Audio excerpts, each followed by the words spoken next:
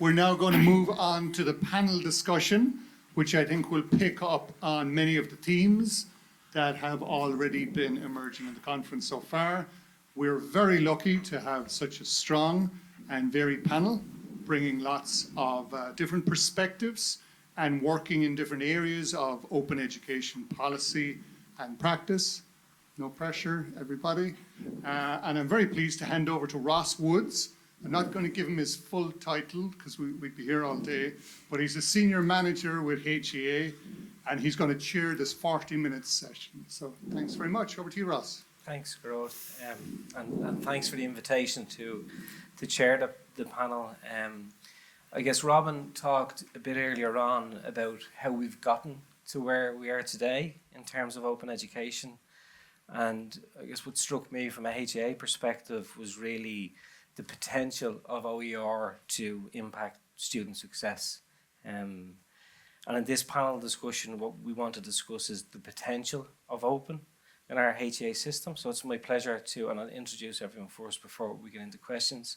So it's my pleasure to introduce our panelists, Liz Jolly, who is University Librarian at University College Cork, Dr. Pio Fenton, Vice President, People and Culture here at Munster Technological University, MJ Quill, Vice President for Postgraduate Affairs at Aontas, Léinn and Éirinn, Dr. Leigh Graves-Wolfe, who is Director of Teaching and Learning at UCD and also the co-editor of the Irish Journal of Technology Enhanced Learning. And then finally, Dr. Éamon Costello from Dublin City University, who is Associate Professor of Digital Learning and also the President of the Irish Learning Technology Association. So we've got a vast variety of expertise here.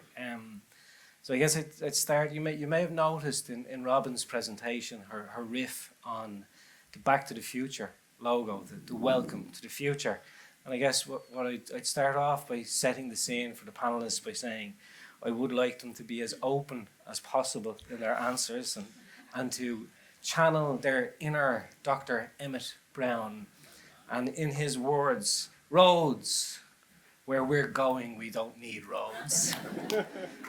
So I would just ask everyone to keep their answers in the initial section to about 3 minutes. So if you see me staring at you, that's probably what I'm getting to. So I might start with you, Pio, if that's sure. Okay. No problem.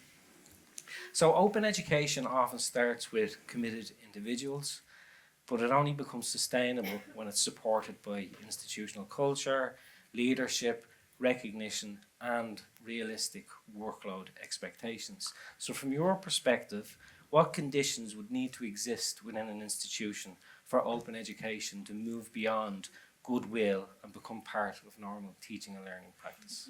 Okay, thank you, Ross, and good afternoon, everyone. So I was speaking recently at a European University Association event, and there was a question about how do we actually create the culture for internal collaboration. And I guess it's a question that's probably salient to this room as well. But my answer on that day, and as it is today, is that culture is a little bit of a cop-out when it comes to these things, that ultimately what's needed is systems underpinning it, and from that emerges culture. So if we think about maybe some of the recent changes in higher education, a good number of them have emerged from crisis in some form or other. So if you think about the more widespread adoption of remote learning, for example, that really came to life because of COVID. There was a direct impetus there. If you think about areas like equality, diversity, and inclusion, there were crises of a sort that underpinned the move towards making sure that we were more systematically minded of inequalities when it came to higher education. So I think that the challenge when we're talking about open education is, without that sense of crisis, how do we create the impetus for open education to take hold in the most benign way possible? So I think there's a couple of things to think about that. And again, I'm parking that question of culture as being a kind of a reflection really of what happened yesterday. It's a lagging kind of indicator, I suppose. So if we're putting in place things that make a difference, then one of the key ones is it needs to be seen visibly as being important in an organization not just in a kind of rhetorical way, but actually it needs to impact on promotion opportunities. Those things make a difference because they're the lived experience of us all as humans. We want to get on in the world. And if the work we're doing in this space is important, then it needs to show up as criteria in that very, very micro way. And that is a challenge for universities because there's so many different things that could actually show or be part of that kind of criteria, generally speaking.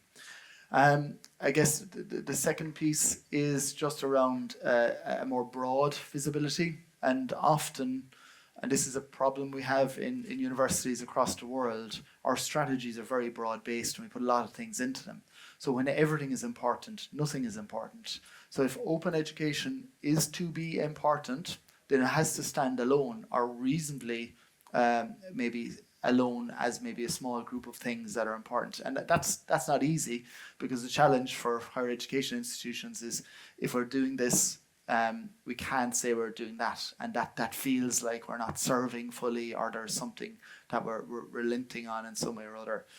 So, and then there's, I guess, a challenge for us to make this easier. So there's people in the room here who are evangelists for open education, and it's your goodwill that makes it a discussion point within your university.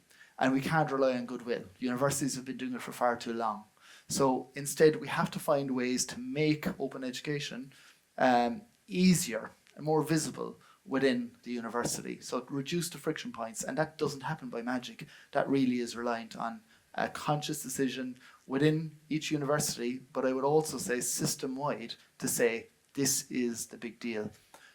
Concluding point, perhaps we must think a little bit more, and this is just a mild provocation for people here. What is the compelling why for your ordinary lecturer who's coming in, teaching, and going home again, and squeezing life and love and all those things in around it? Maybe not so much love, but what's the compelling why of open education without crisis? Okay, thank you. It's not like a good crisis, is there, to get us going? Thanks, Pio. Liz, I might move on to you. Robin and Catherine both remind us that open education is not just about making resources free to access. There's a lot more to it than that. It's about permissions, agency, and trust needed to support reuse and sharing. So from a library perspective, what role can librarians play in enabling open education, and what practical supports are needed around licensing, open access, discoverability, and sharing resources across institutions? Thanks, Ross.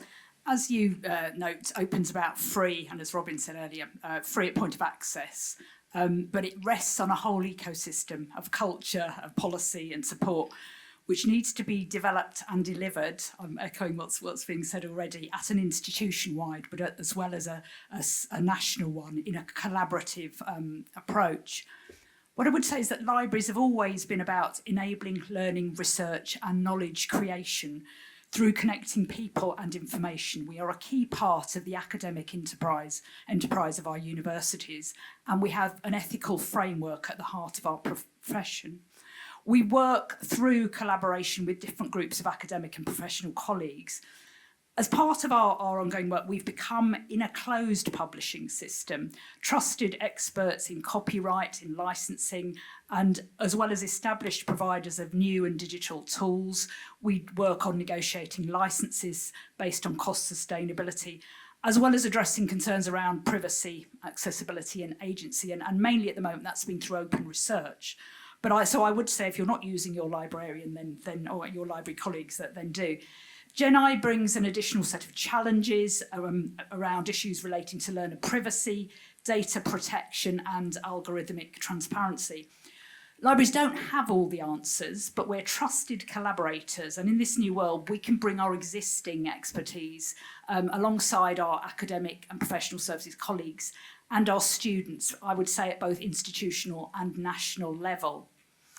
So, for example, at UCC, OER, creation of OERs is a strategic priority in both the institutional and the library departmental sense. And we took part in a SATL funded project which piloted a students as partners approach, model across our 4 colleges.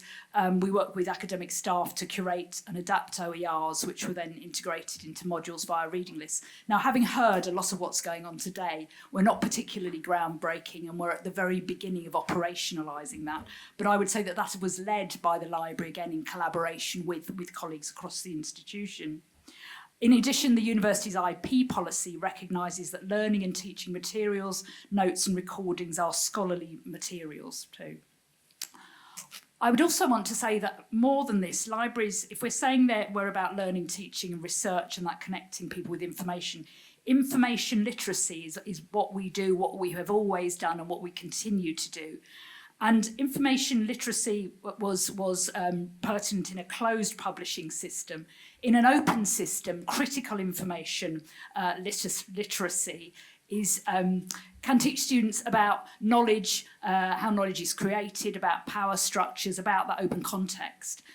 And one aspect of our project did strengthen student digital engagement, but as Robin and Catherine have argued elsewhere and here today, we need to centre on this approach in our work going forward. So yes, and the Association of College and Research Libraries, that's an American organisation, define information literacy as the set of integrated abilities encompassing the reflective discovery of information, the understanding of how information is produced and valued, and the use of information in creating new knowledge and participating ethically in communities of learning. And I think that is at the centre of what open pedagogy can be and should be going forwards.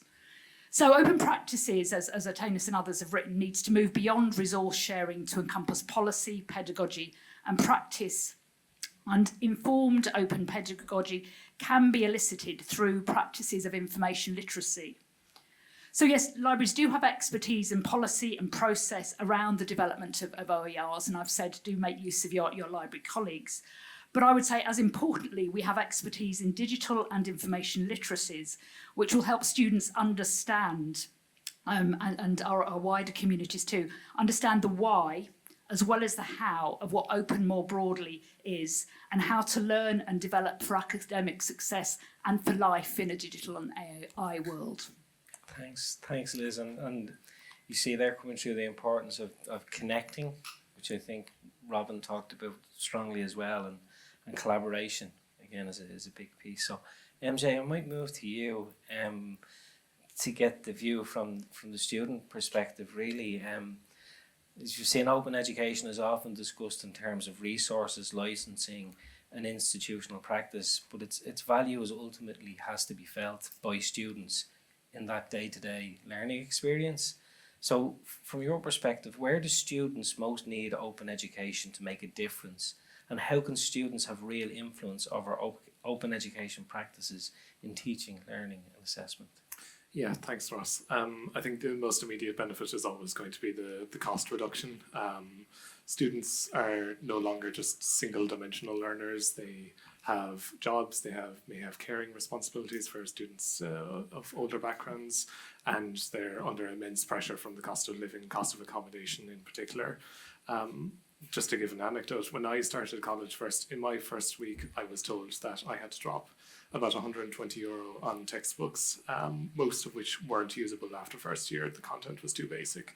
And to me, that's just wasted information. It's a wasted investment from myself, and just a wasted production of material that isn't going to be reused on and on. And it's a lot of money really to a young person with no savings. And I think, as was mentioned earlier on in the conference, we see a real degradation of academic integrity and student performance when cost pressures become a barrier to student success.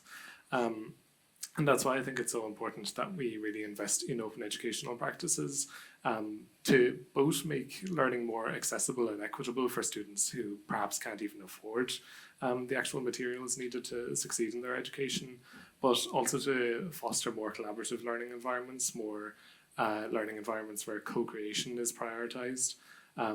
It would be remiss of me to say, as my main job is to kind of represent doctoral candidates and early career researchers as well as postgrads. And I really think that open educational practices is not only an investment in the actual material itself, but also in the talent of the student, because by fostering these practices kind of early on in a student's education journey, you are encouraging them to continue those practices should they continue into academic research, to look into open publishing, to consider like joining like open networks to allow them to share their research with others across the world.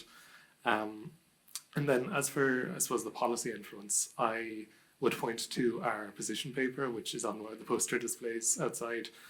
So this was a position paper we co-developed with our student members on open access and modernising assessment policies in particular. I think the real benefit of AMLÉ as an organisation, for those that don't know, we're the National Students' Union, is that we are essentially a network of student union officers, of students, of researchers. And really there, like what we try and do is foster best practice in these kind of principles in policy design, because we know we have officers sitting on teaching and learning committees, academic councils, and it's really utilising those officers to actually enable the co-design and co-production of policies that benefit both staff and students equally. Thanks, MJ. And I think the message is loud and clear. Students involved from the start and all the time. Eamon, I might move to you next. Open education is often enabled by digital platforms. So from your perspective, what opportunities are opening up, and what cautionary tales should guide us as open education develops across AI platforms, digital tools and learning technologies? Thank you, Ross. Now, whenever I get a question, I get an offer. Would you like an answer? Would you like an essay? Would you like a hint? Would you like a draft? Would you like, a complete solution to anything? Because I am the everything machine, right? And the everything machine can grant you any wish you want, except I wish you would go away, right? So as such, it is a form of consentless technology. And it has appeared in our virtual learning environments, in our word processing software, in our programming environments, in our image editing software, in our social media. And whenever you go somewhere to try and express yourself, to develop your skills and engage in, when I say express yourself, engage in the struggle to make meaning. The everything machine is sitting in the interface and it's offering to do our thinking for us. And Hannah Arendt has talked about this, and she says, beware of anyone that tries to do your thinking for you. It's a sign of authoritarianism, effectively. So it's a kind of technology of thoughtlessness. So that's the bad news, right? So what are we going to do at the everything machine? Well, we hold each other accountable for building shared worlds. So we talk to one another. And a great example of that is the higher education's development of its policy for the everything machine that has been developed. And you can read about that, some of the fruits of that, those labors. All the students, I was in those conversations, so many of us here were, in our wonderful open access journal of the Irish Learning Technology. I'm sitting beside one of our wonderful editors here. Loads of people have contributed to that journal. There's a great article in it now by a wonderful person, Colin Tipperary man, Lowry, right? In collaboration, it gets better, Ross, in collaboration with the lovely Dr. James from Cork, Boo O'Sullivan, right? So if New York and Curly Kayla, if Cork and Tip can mash up, it's hope for us all, right? But like the cost of that journal that is open source, completely open source technology, is built on OJS, public knowledge system hosted in Canada. It's contributing to Ireland's goals to digital European sovereignty because it's divesting from big US tech and so on. And that's like an almost intractable problem, how we divest from how we develop the post-US internet. But I don't have the answer. I'm not the everything machine. But I'm very hopeful. We're in dark geopolitical times, but in dark times, we shine more brightly and we learn about ourselves during adversity. And I think this event is a great example of that. Okay, so back to PO's crisis. Crisis. In times of crisis comes opportunity. Thanks, Eamon. Leigh, I might move to you with the final question of this kind of opening round. So as we said before, it's clear that open education often grows from committed individuals, so staff, students and project teams. The challenge is connecting that work to the everyday teaching and learning practice. So from a teaching and learning leadership perspective, what helps open education become meaningfully embedded in curriculum design, assessment, professional development, and so on? As I've become new to this role in January, the leadership role, and new to Ireland about 3 years now, I've come to really appreciate the role of policy with a capital P and guidelines and structure that is very well embedded, I think, in our systems, and the new HEA guidance that clearly signposts open as being critical to the work that we do is huge, because that helps lay the foundation and I think enables then teaching and learning centers, units to lean into that and have that backing. But then the challenge for us in roles in teaching and learning is the practice. And we are that sort of in between. And I've heard so much today in all of the talks about sort of shaping the individual and pressures from outside and ecosystems, and there's multiple ecosystems that we work within, but we also, a metaphor we often use as instructors and lecturers is that we can have our bubble. We've closed this door. This is the lecture. I can do what I want in this space at the moment.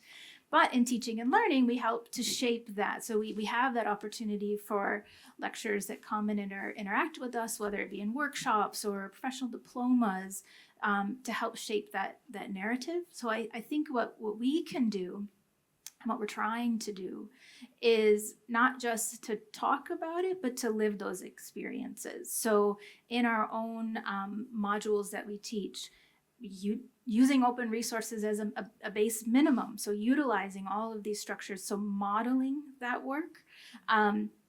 And then again, that freedom, I like the free like freedom that Robin said earlier, and Tom said with the guest of being open to vulnerability and creating those safe spaces in our workshops, in our modules, to play with that space, because it's not comfortable to begin with. So I just got done teaching a module on active learning where you did not come in at all in this sort of situation. Every single moment was active.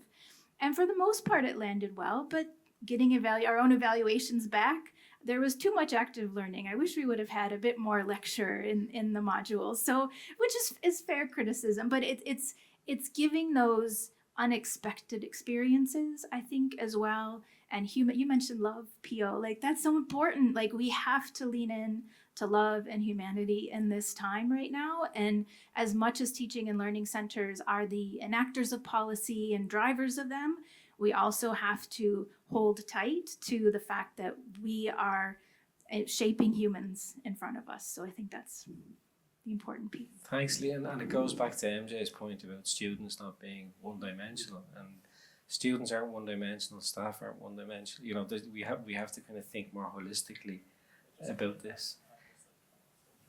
Yes, you can. Yeah, I'm sorry. sure, man. There was a weird interplay between my beard and my microphone for a while, so forgive me. Hopefully it is settled.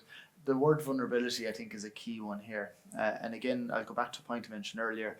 As a group here, you're probably more adventurous than most of your colleagues, and you've navigated the vulnerability of doing something different and setting yourself apart. That's the challenge for most people involved in higher education still, is how do you contend with the vulnerability that you're feeling in terms of adopting a new practice. But in the best of times, and we are not living in the best of times, that would be hard. At the current time, I think it's even more of an ask of individuals to say, okay, we want you to take a chance here. We want you to do something that's going to allow your head to rise above the parapet, and who knows, your head may be taken off, but it's probably worth it. That's a real actual ask of individuals who, by and large, let's say generationally within higher education, we're not used to that kind of an ask. It's been steady and slow, and it's getting faster and riskier, but we haven't really recognized that risk as being a problem. So I really like to hear the word vulnerability as part of this conversation, because I think it's actually at the heart of it. Thanks, Pio. Does anyone want to come back in on Pio's comments? I have more questions, don't worry. No. No. But if does anyone want to follow up? No? Okay. So I guess these are 5 different perspectives, but there are kind of cross-cutting issues emerging. And I guess this is a question to the panel as a whole. So put your hand up if you have a good answer. Where do you see the strongest connections between these differing perspectives? You know, and what would be a realistic next step for the sector that can build on existing practice without creating another layer of work for institutions, staff, or students? So that's always the problem: is that if it becomes its own thing, if it becomes another ask, you know, people are time poor, and they want to get home and live and love. So, you know, what do you see? Where are the connections here that we can lean into? I think if I can take a stab at that, I'm thinking of, at least at our institution, and I'm sure it's the same elsewhere, workload is a primary concern for everyone. And I think all of us are so bogged down in all the things that sometimes we don't get that chance to step back. And I think just even this morning, the initiatives that were shared and the work that's already being done in signposting what has been done and that we're continuing, and maybe we are even in the next steps of this work already. I think the framing of it, not as something new, but of highlighting and bringing to the surface even more strongly that foundation that has been laid so that the work can continue to the next step, because we're always starting something new. It would almost be novel to be like, oh, we've reached this plateau, but we know the work always continues, like the books and the resources themselves. It's sort of that mind shift change, that the work continues to build upon each other. And I think that would help, instead of adding another layer. Or badges are great. Badges in my head, and I'm not saying that they're a bad thing. Like, we can add another badge to it, but also, like, we've got that foundation. What else? You know, what does the next evolution of this look like? Okay. Liz? There's something around strategic clarity about this is what we need to foreground, and actually building on some of the principles that Robin was talking about, thinking about reusing, reducing wheel inventing. And I was thinking in the break about sustainability and about how I would suggest there is a lot of duplication going on in all our organisations, and plugging into that vulnerability where we are working in organisations where knowledge literally is power. So to admit you don't know is quite a difficult thing to do. So bringing those 2 points together, it is around developing strategy and policy and operations across our organisations, doing that collaboratively, using things like the Open Education Network and other organisations, both internally and externally, and working sustainably in terms of using the best talent that we have that might not be in the obvious or the usual places that we might turn to at first. Yeah, I think you know the goodwill that we rely on is here and in the room and kind of pointing in the same direction. But what's compelling for me here is there's a clear sense of why this is important. MJ, I think, summed it up in a really very clear and grounded way. So to me, a next step, at least, that can build upon commonality is translating that need into the language that people understand in higher education, be that policymakers and funders and supporters, be it strategy devisers, for the want of a better word, within universities, or be people who are working grounded in the support of teaching and learning.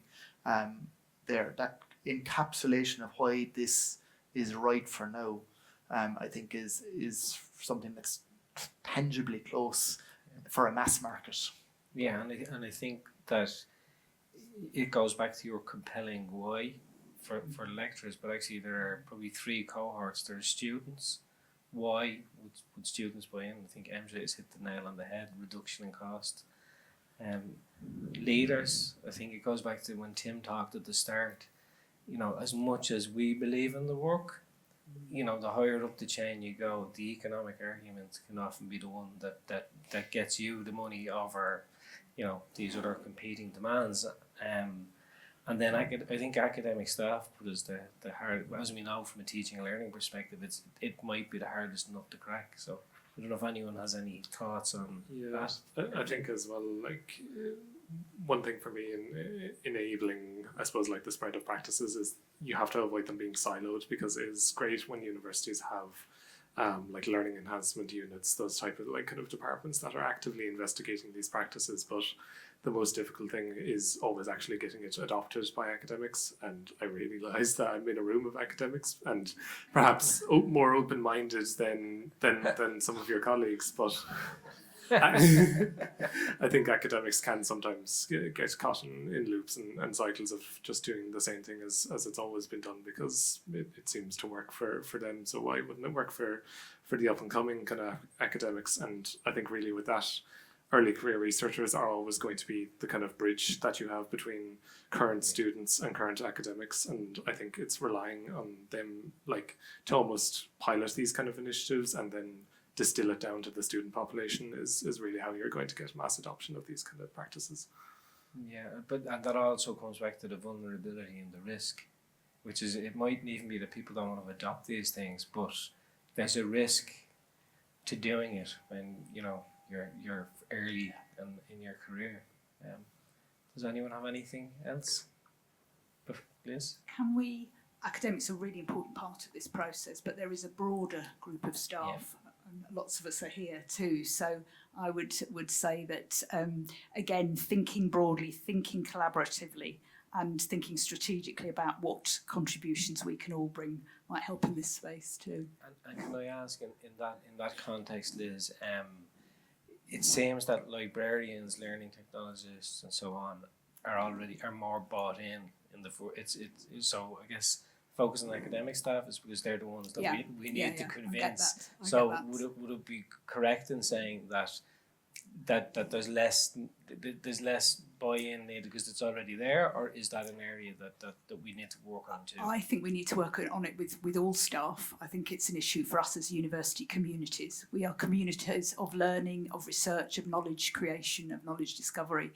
And what, again, someone has said, this is a room full of enthusiasts, and in every department and in every discipline there are people on the cutting edge, people discovering new ways of doing stuff, and there are people who are quite happy with the way things are being done at the moment. So, you know, there's lots of librarians who are really into this agenda, and there are some who think it's not the way we should be going. Fair enough. Yeah, Eamon? I think it's important. It's a great point that we're working together. And it speaks to the point as well about, you know, being time poor. And I think the way you phrased this initial question was great, Ross, that like, what can we do without adding something additional and finding ways to, like this is a great example. We're just all different people collaborating here together. And as a technologist, like you just get, I think there's been 70 products released between OpenAI, Anthropic and Gemini over the last 3 years. And it's basically a form of fast fashion. Yeah. And the underlying technologies, in my opinion, have not changed all that much. You know, the same problems and the same capabilities are there from day one. So it's not actually that new, but we need time. Like we need to get back to our academic seasons where we have a winter, time to heal. We have a summer, time to plan, and we're not trying to do everything. So I think that would be the key for me, that we just keep space, keep our heads, you know, and get back to the core things we value and we want to work on. Great. So we have a few minutes left. Now, before we close, I'm going to ask everyone to answer one question with a very short final thought, so one sentence if possible. I'm going to tell you what that question is now, then I'm going to see if we have any questions from the floors, just to give you a bit of time to think. So the question will be, looking ahead, what is one principle or priority that should guide this work?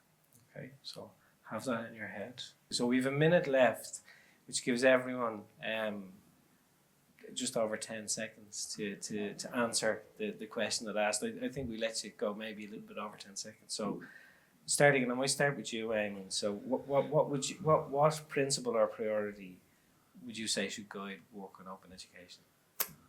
Care and community. Thank you. That was very good. I'll add to the list of Americans trying to speak Irish today, so I might need a little bit of help, but there's the concept of Maytal. Is that right? Did I say it close Mayhel. enough? Mayhel, thank you. Of coming together, like that's what we're doing today. We've dropped everything, put the laptops away, we've come together, and I think it kind of banks off of Eamon's thought too, but that community. Great, thanks, Leigh. MJ? For me, it would be the demetrification of academic publishing and universal adoption of Quora and Dora principles for all the way down from ECRs to students. Yeah. For me, it's strategic clarity and strategic prioritization. It lives or dies on that. Okay. Liz, final word to you. All of the above, and inclusivity and widening access to education. Okay, so rather than say anything clever or intelligent, given that we're standing between you all and your lunch, I just ask you to thank the panel. Thank you. That's good.